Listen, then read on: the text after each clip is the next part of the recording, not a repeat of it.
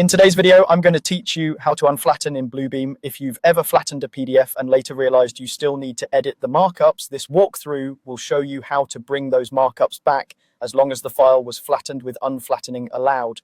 First, open your flattened PDF in Bluebeam Revu. You can do this by double-clicking the file from your system or by opening Revu and using the open command. Once the document is on your screen, you're ready to check whether unflattening is possible. Head up to the menu bar and go to Document, then choose Flatten. This might feel counterintuitive, but the Unflatten option actually lives inside the Flatten dialog.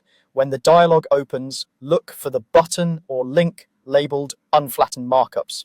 If the file was flattened with permission to unflatten, you'll see this option available. If it's grayed out, that means the original flatten did not allow unflattening, and the markups are permanently embedded into the page content. In that case, you can still review or annotate, but you won't be able to restore the original markups. If Unflatten Markups is available, click it. Bluebeam will present a list or selection interface, so you can choose which markups you want to restore. This is useful when a document contains many flattened elements, but you only need to bring back a few specific items. You can select all, or pick individual markups based on your needs. Take a moment to confirm your choices, especially if you're working with complex drawings or multiple pages.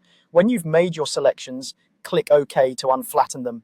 Bluebeam will restore those markups to their editable state. You'll notice they reappear in the markups list, complete with their properties such as subject, color, layer, and any associated comments or statuses. On the page, they'll look the same, but now you can select, move, resize, change properties, or continue collaborating as you would with any standard markup. A few quick tips as you wrap up. If unflattened markups isn't available, it's a limitation set at the time of flattening, not an issue with your installation.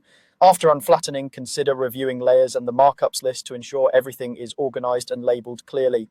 And if you're working on shared files, let your team know which markups were restored so everyone understands what's editable again. That's it.